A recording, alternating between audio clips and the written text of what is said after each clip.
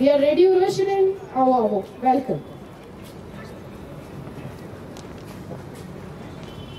Sound check લે. Microphone આપ્યો ને.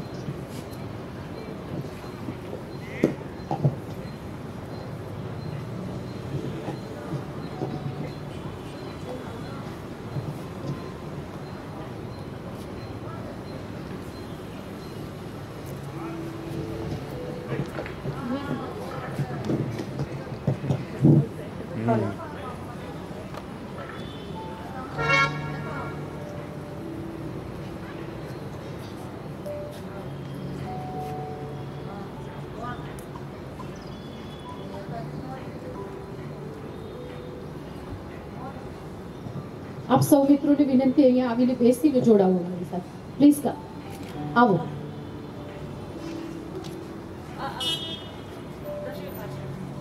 You can come and join us here, please. Welcome.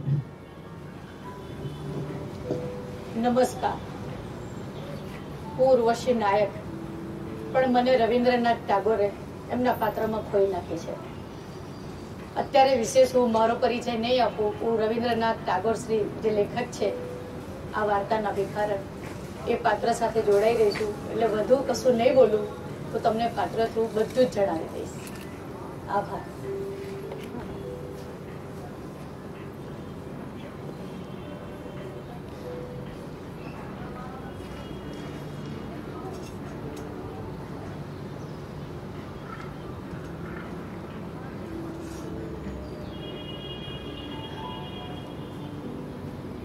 આંધળી ભિખારણ જે પોતાનું ગુજરાન દરરોજ મંદિરના ઓટલે ભીખ માગીને કરતી હોય છે.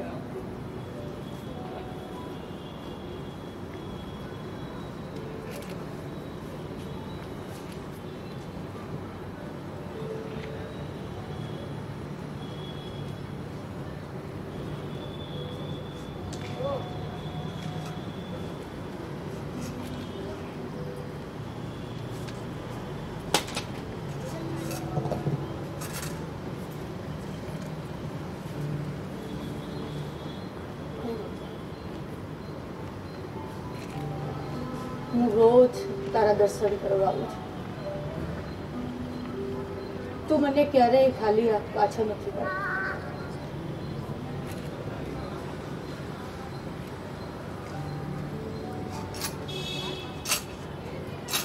ભગવાનના નામ પર આ ગરીબ પર દયા કરો. ભગવાન તમારું ભલું કરશે. તમારા દીકરાઓ સુખી રહેશે. આ આંધળી ઉપર દયા કરો.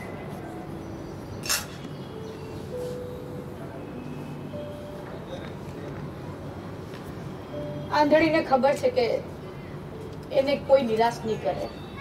એ ભીખ માગતી માગતી જે કંઈ મળે છે લઈ પોતાની ઝૂંપડી તરફ જાય છે. રસ્તામાં પણ કંઈક ને કંઈક માગતી રહે છે. એને કોઈ આપતું રહે છે. ડોશી ઉપર દયા કરો. આ ડોશી ઉપર દયા કરો.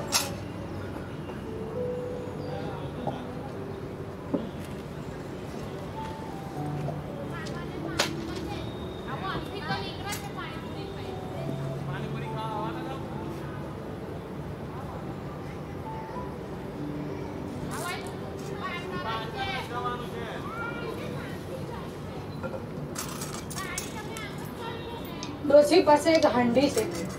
જે મળે એ રૂપિયા એમાં ભેગા કરે છે અને કોઈની નજર ના પડે એ છુપાઈને રાખે છે. એનો રોજનો નિત્યક્રમ છે. પોતાની ઝૂંપડીમાં આવી જે મળ્યું એ ખાઈ અને પોતાની ફાટેલી તૂટેલી ગોદડીમાં સૂઈ જાય છે.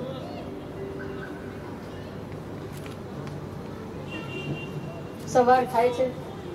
રોજ પ્રમાણે આજે પણ મંદિરે જાય છે.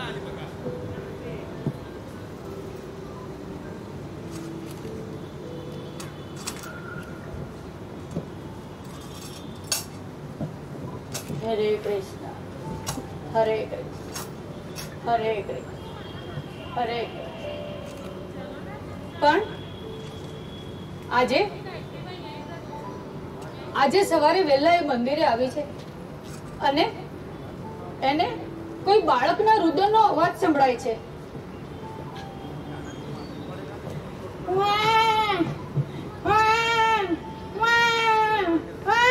અરે અરે આ બાળક કોણ છે? એને કોણ મૂકીને ગયું છે? અરે આટલું નાનું બાળક છે, એને કોણ મૂકીને જતું રહ્યું છે? કોઈ દેખાતું નથી, હું જોઈ નથી શકતી. અરે દીકરા, જોઉં છું કોણ છે અહીંયા. અરે ભાઈ, અરે કોઈ છે, અરે કોઈ છે, કોઈનું બાળક રડે છે. અરે અરે રાત પડવા આવી, કોઈ નથી આવ્યું. આ કોનું બાળક છે? કોણ મૂકીને ગયો છે? અરે તું રડીશ ને, તું રડીશ ને, હું તને મારા ઘરે લઈ જાઉં, મારી ઝૂંપડી પર લઈ જાઉં. કોઈ નથી અહીંયા તારું. કોણ મૂકી ગયું છે? તું ચાલ, તું ચાલ મારા, ચાલ મારી ઝૂંપડીએ ચાલ. ચાલ જોશી એ બાળકને લઈને પોતાની ઝૂંપડી તરફ જાય છે. અનાથ બાળકને કોઈ સહારો મળી જાય છે. ડોશી પણ એના જીવનમાં એકલી જ છે. એને આ બાળક મળી જાય છે. ચાલ ચાલ, તને લઈ ગયો. કોઈ નથી. કોણ મૂકી ગયું તને? ચાલ ચાલ ચાલ ચાલ.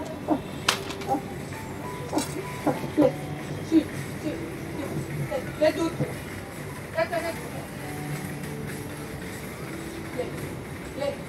હવે હવે તું ખાઈ લે, તું સુઈ જા. કોઈ નથી પણ હું તારી સાથે જ છું. આ દુનિયામાં મારું કોઈ નથી ને તારું પણ. આપણે બે સાથે રહીશું, એકબીજાનો સહારો બનીને. લે લે, છાનું લઈ જા, છાનું લઈ જા, છાનું લઈ જા, છાનું લઈ જા, છાનું લઈ જા.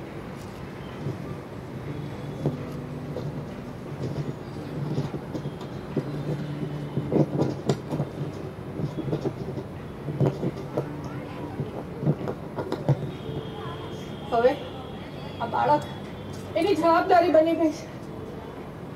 અત્યાર સુધી ડોશી એકલી હતી, હવે આ બાળકની જવાબદારી. પણ એ ખુશ છે ડોશી. એના માતૃત્વ છલોછલ ભરેલું છે. એ બાળક સાથે એક માની જેમ જીવવા માંડી છે.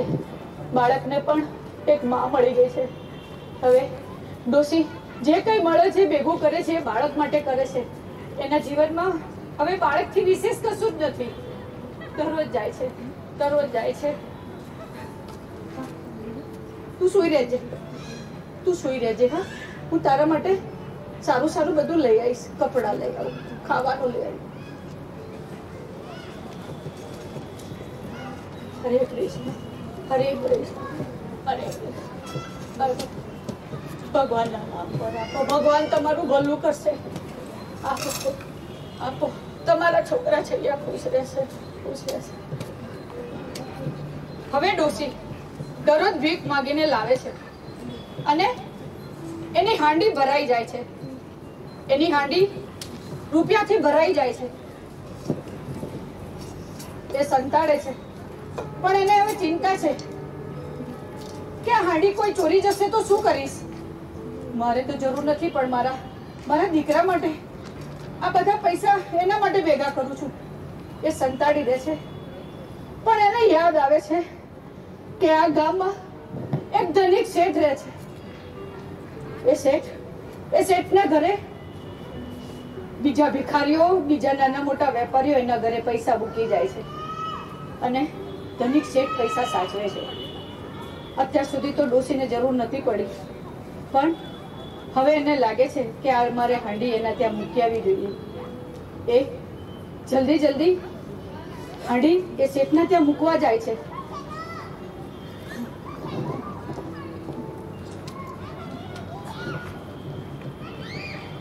ફાટેલી સાડીમાં એ હાંડી ભરીને ફટાફટ જલ્દી જલ્દી જલ્દી જલ્દી જલ્દી કોઈ જોઈ ના જાય.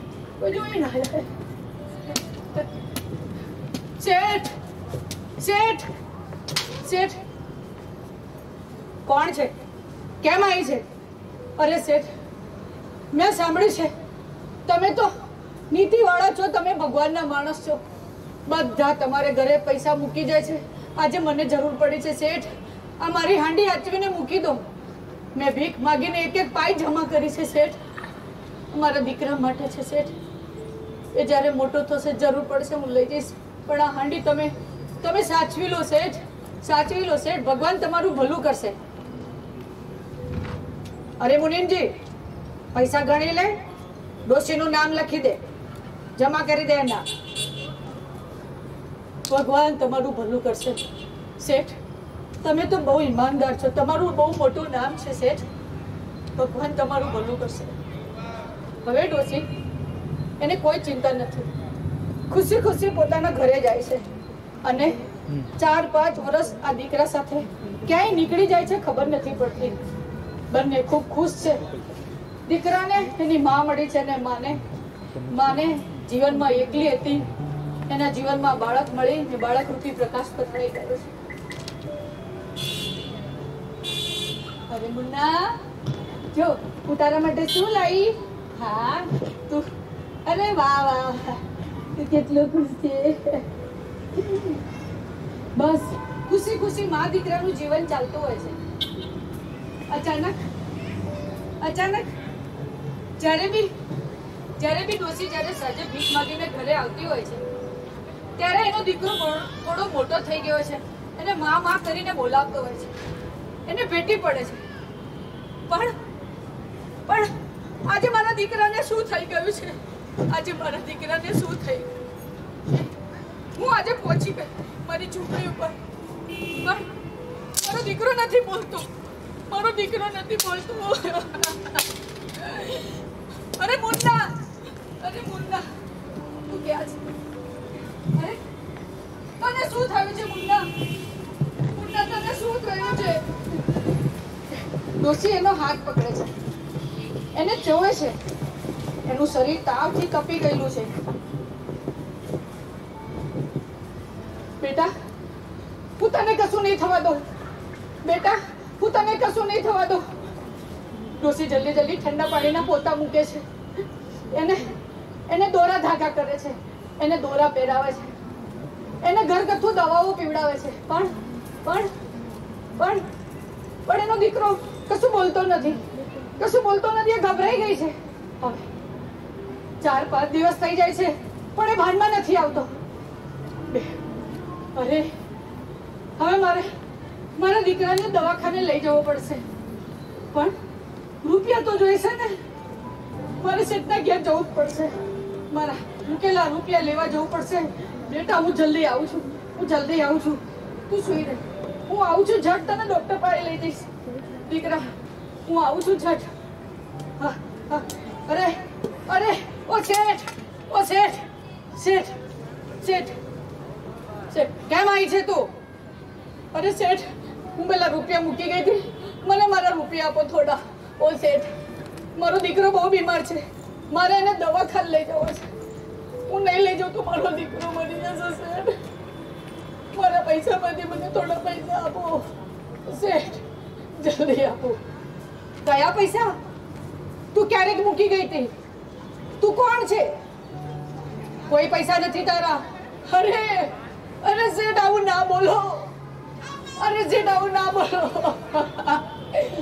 મારા રૂપિયા તમારી પાસે છે, મને એમાંથી થોડા રૂપિયા આપો. મને ઉધાર નથી જોઈતા શેઠ. મારો દીકરો મરી જશે, મને મારા પૈસામાંથી થોડા પૈસા આપો શેઠ. તું જાય છે કે નહીં? ને તો નોકરો તને ધક્કા મારીને કાઢી મૂકશે. અરે શેઠ, તમે ભૂલી ગયા છો. તમે મુનિમને પૂછો, તમે જ કહ્યું તું ને કે તું નામ લખીને ગણી લે. ચાલ, તું ક્યાં છે તો એકવાર પૂછી લઉં. શેઠ મુનિમને નાનો ઈશારો કરે છે એટલે સમજી જાય છે મુનિમ, અને ખોટા ચોપડા પાના ફેરવે છે ને કહે છે, આમાં કોઈ નામ નથી ડોશી તારું, કોઈ પૈસા નથી. સાંભળ્યું ને તે? ડોશી, હવે તું ઝટ જતી રહી અહીંયાથી, ને તો ધક્કા મારીને કાઢી મૂકીશું. અરે શેઠ, મને મારા રૂપિયામાંથી જોઈએ છે શેઠ. મારો છોકરો મરી જશે શેઠ. આપો શેઠ. તું જાય છે કે નહીં? ધક્કો મારું છું. ભગવાન, મેં જે વિશ્વાસ મૂક્યો તો મારા જ રૂપિયા, મારા રૂપિયામાંથી મને ના આપ્યા. મેં તો મારા રૂપિયા માંગ્યા હતા ને, મેં ભીખ નથી માંગી શેઠ જોડે. મારા રૂપિયા ના આપ્યા. અને બધા તો નતા માંગ્યા ને, થોડા માંગ્યા હતા ને. એનું શું જતું રે? એને મારા રૂપિયામાંથી રૂપિયા આપ્યા હોત તો મારા છોકરાનું શું થશે? ભગવાન, આ શેઠની બુદ્ધિ ભ્રષ્ટ થઈ ગઈ. મારો દીકરો, મારો દીકરો, બેટા તું ચિંતા ના કર. તારી બા આવી બેટા. હું તને કશું નહીં થવા દઉં. હું તને કશું નહીં થવા દઉં. પોતો મૂકો. અરે બેટા લે લે, તને બીજા દોરા બાંધું લે.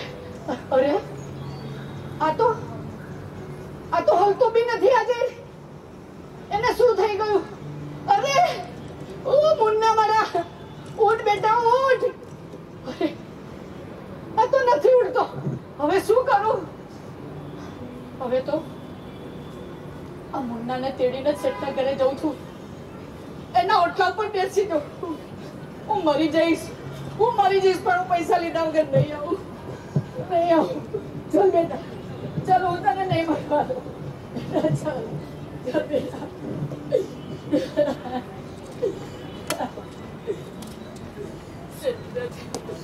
તને પૈસા લીધા કરું નહીં આવું. તને ડોક્ટર જોડે લઈ જઈશ. તને હું કશું નહીં થવા દઉં મારા બેટા.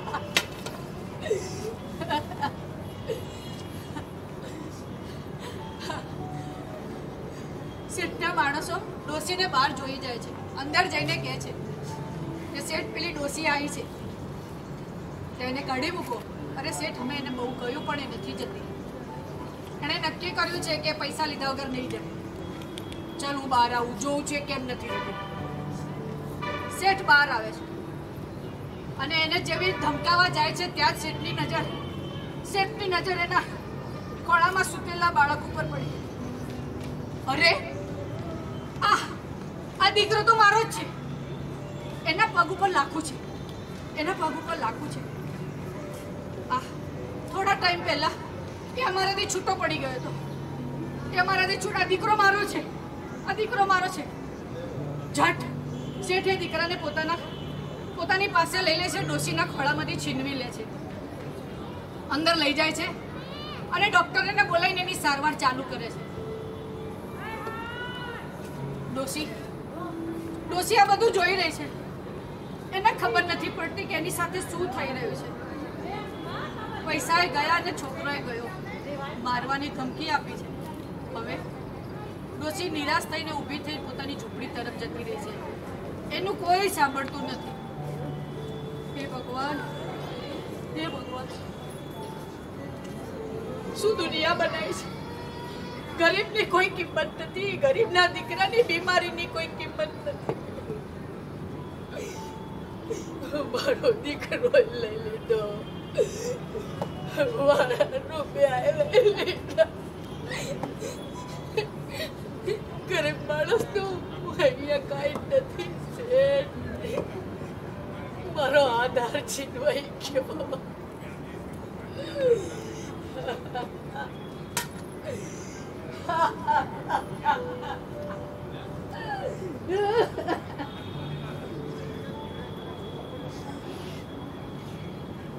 મુન્નાની સારવાર થાય છે.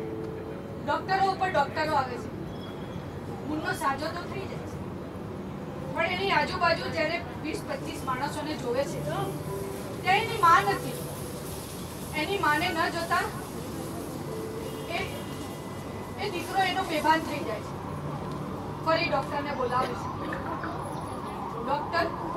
ડોક્ટર કહે છે હવે આને મારી દવાની નહીં, મારી દુવાની નહીં, હવે એને એની માની જરૂર છે. મારી કોઈ પણ દવા એને કામ નહીં લાગે. એની માને બોલાવો. શેઠ આ સાંભળીને સમજી જાય છે. પોતાની ઘોડાગાડી બહાર કઢાવે છે અને ઘોડાગાડીમાં એ ઝૂંપડી તરફ જાય છે. જ્યારે જઈને અંદર જુએ છે તો ડોસી પોતાની મેલી ગયેલી ફાટેલી ગોદડીમાં સૂતેલી છે એના દીકરાના વિયોગમાં. મારો દીકરો શું કરતો હશે?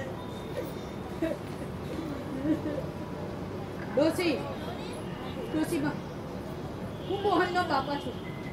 હું તમને લેવા આવ્યો છું. ડોસીમાં ચલો મારા ઘરે.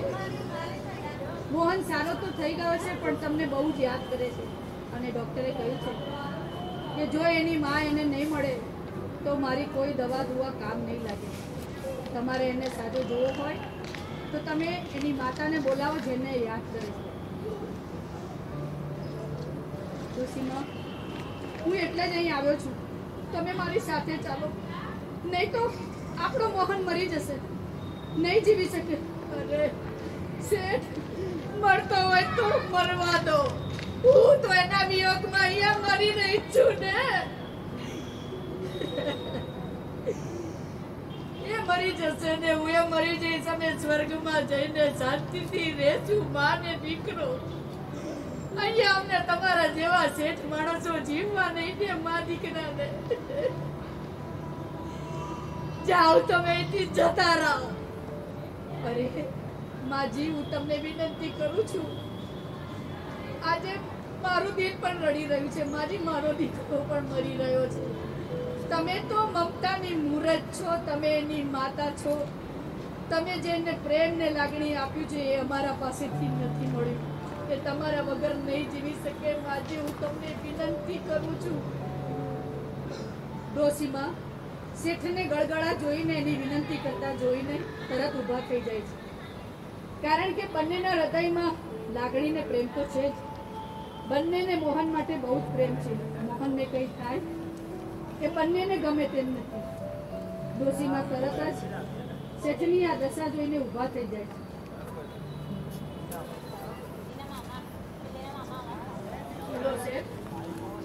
મારા દીકરા માટે હું આવા તૈયાર છું શેઠ. ચાલો શેઠ.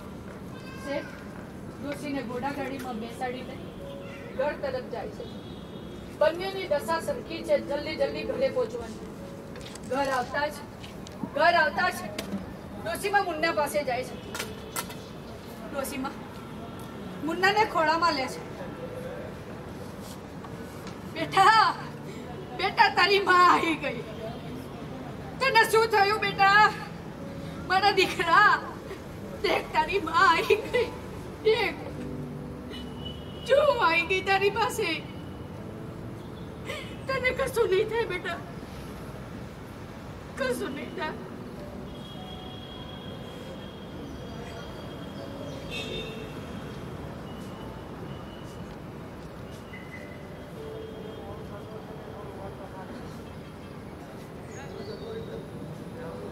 એની માતાના સ્પર્શથી દીકરો આંખો ખોલે છે. એની માને જોતા જ એને વળગી પડે છે. બંને એકબીજાને ભેટીને એટલો વાલ કરે છે. દીકરાનું બધું દર્દ ગાયબ થઈ ગયું. એ પૂરેપૂરો સાજો થઈ ગયો. શેઠે કહ્યું, માજી તમે હવે મોહનની સાથે જ રહો. 10-15 દિવસ વીતી જાય છે. હવે મોહન દોડતો ખેલતો કૂદતો થઈ ગયો છે. માજીને થયું કે હવે કશો જ વાંધો નહીં આવે. માજી નક્કી કરે છે ભિખારણ પોતે હવે પોતાની ઝૂંપડી તરફ જવાનું નક્કી કરે છે.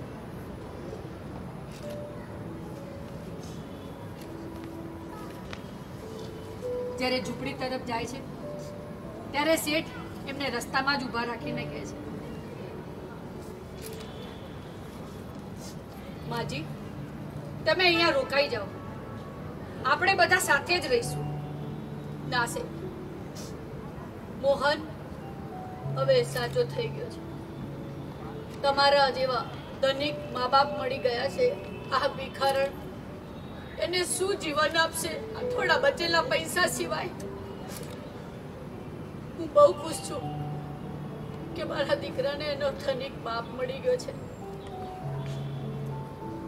એનો આગળ સંસાર ઉજળો સંસાર છે, ઉજળું ભવિષ્ય છે. શેઠ, હું આશીર્વાદ આપું છું, બધા ખુશ રહો. હું જાઉં છું.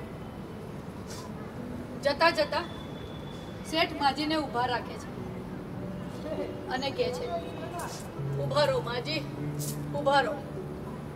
લો, આ તમારી પૂંજી. મને માફ કરી દો, હું તમારો ગુનેગાર છું. મારી નિયત ખરાબ થઈ ગઈ હતી માજી. આ પૂંજી તમારી જ છે, તમે લઈ જાઓ. ત્યારે માજી કહે છે, શેઠ, મોહન તમારો તો આ રૂપિયા તમારા જ છે. અમે મારા માટે ભેગા નથી કર્યા શેઠ, આ મોહનની જિંદગી માટે ભેગા કર્યા છે. મારે આ રૂપિયાનું કશું જ કામ નથી શેઠ, આ તમે રાખી લો. મારે ડોસીને આ રૂપિયાનું શું કામ? આ રૂપિયા મારા મોહન માટે છે. લો શેઠ. ડોસી ભારે હૈયે રડતા રડતા પોતાની ઝૂંપડી તરફ જાય છે, પણ પાછા બંગલા સામે જોવે છે અને આશીર્વાદ આપે છે, બેટા સુખી થજે, સુખી થજે. તું હંમેશા મારા હૃદયમાં રહીશ બેટા, તું સુખી થજે.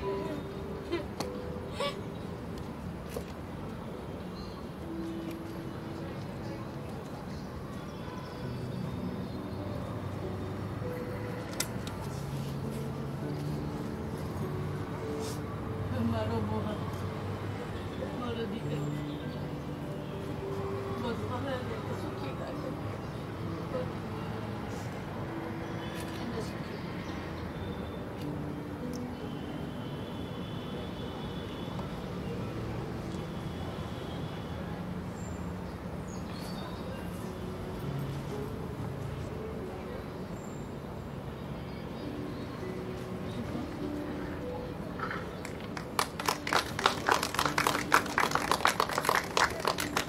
બોલી પૂછો.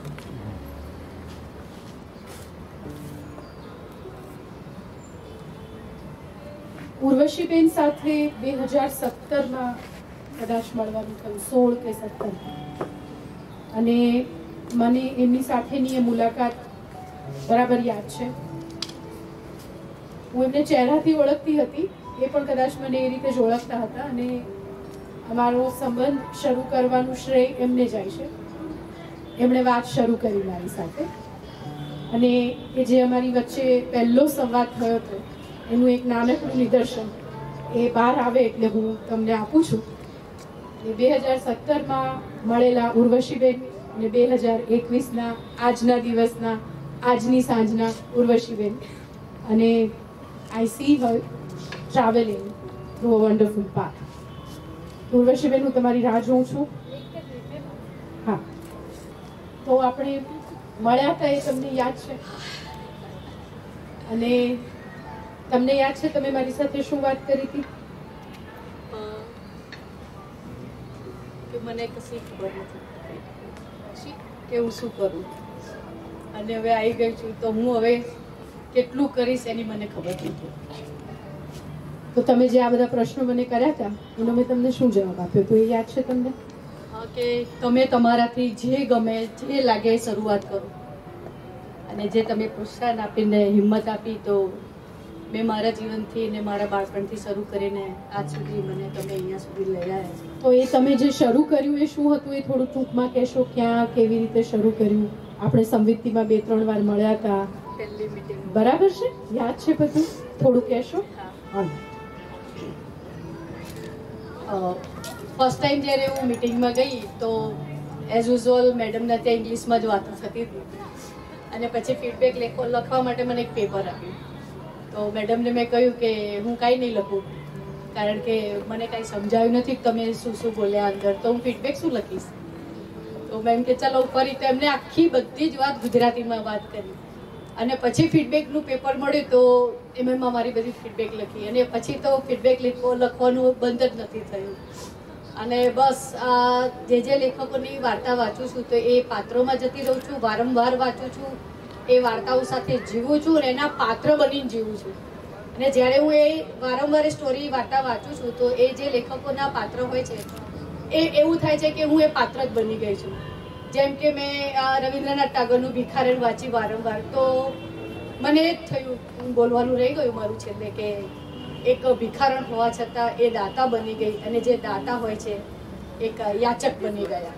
આ મેઇન થીમ હતો.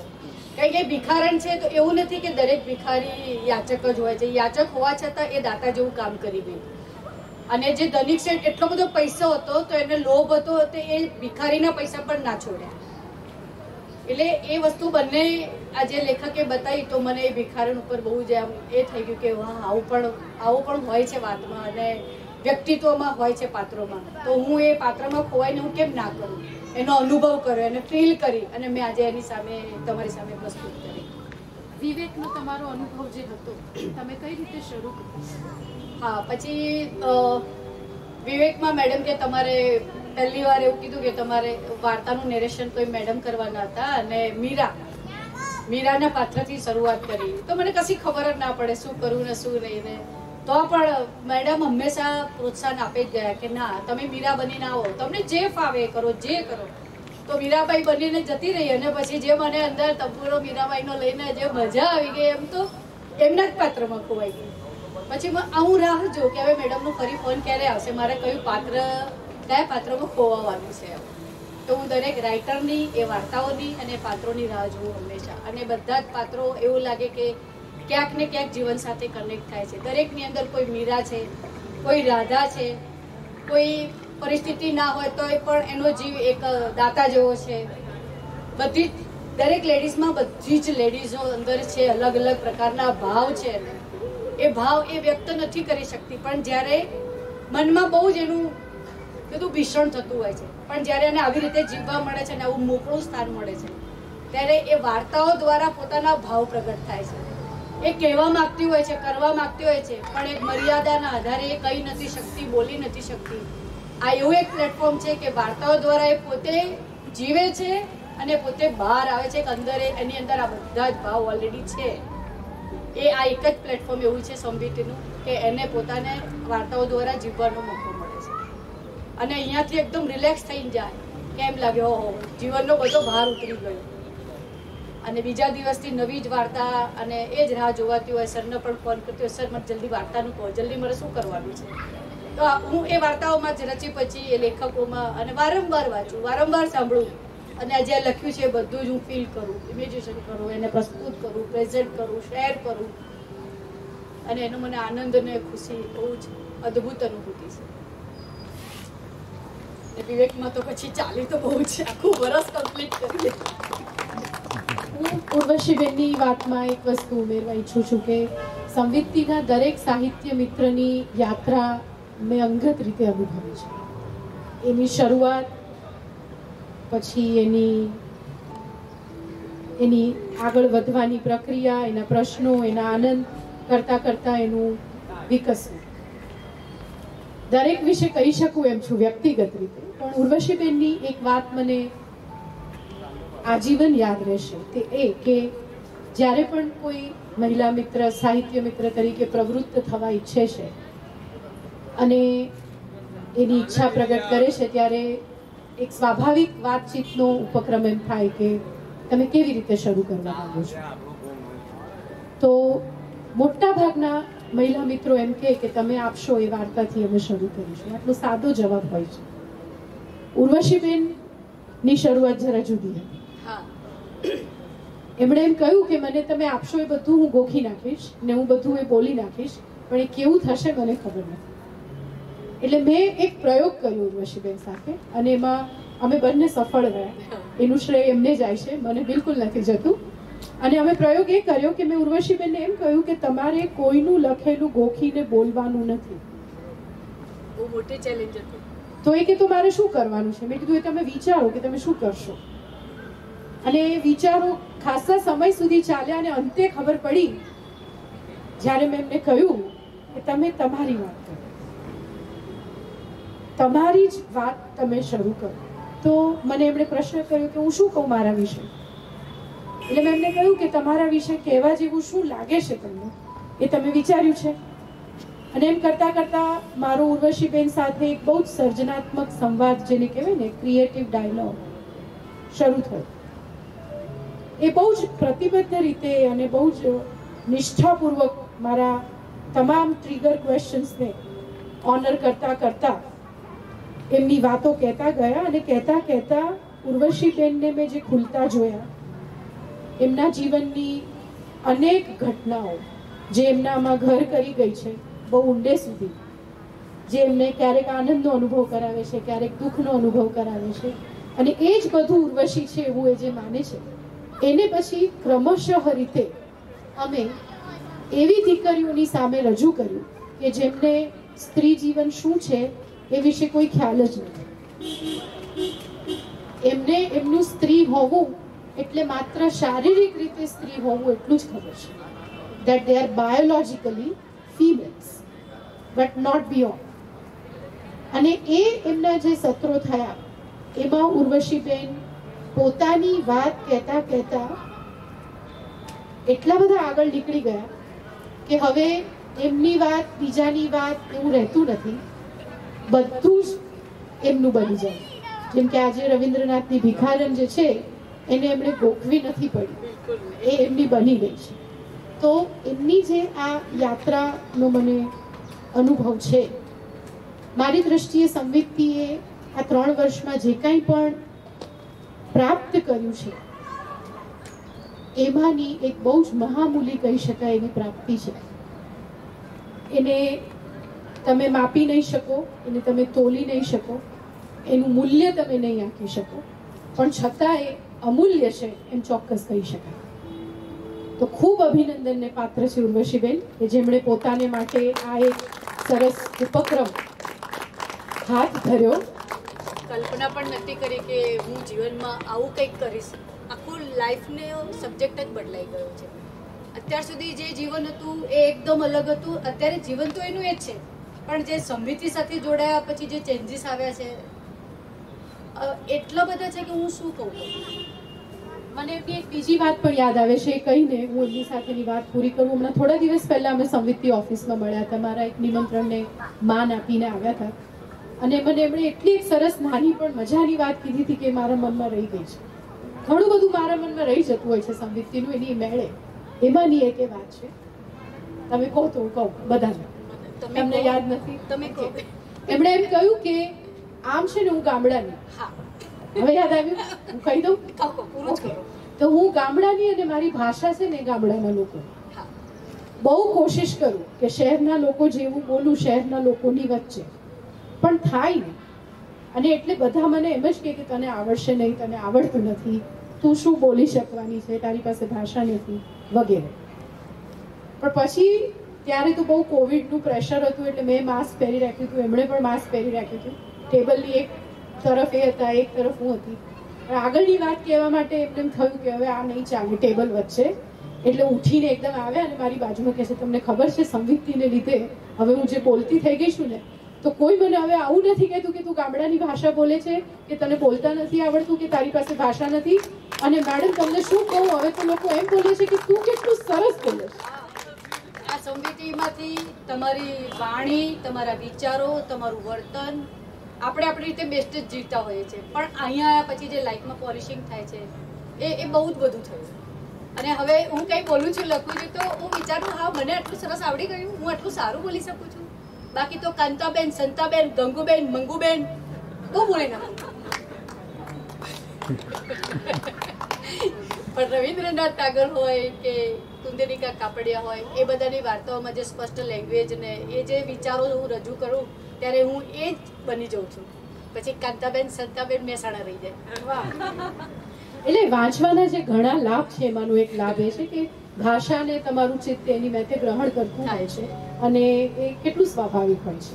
તો બહુ જ મજાની વાત છે. સંવિતિના સાહિત્ય મિત્રો જે રીતે ધીરે ધીરે પોતાને પામી રહ્યા છે, પોતાને શોધી રહ્યા છે, પોતાને ખીલવી રહ્યા છે, એનો આનંદ અવર્ણનીય છે અને એટલે તમામ પ્રકારની પીડા મંજૂર છે.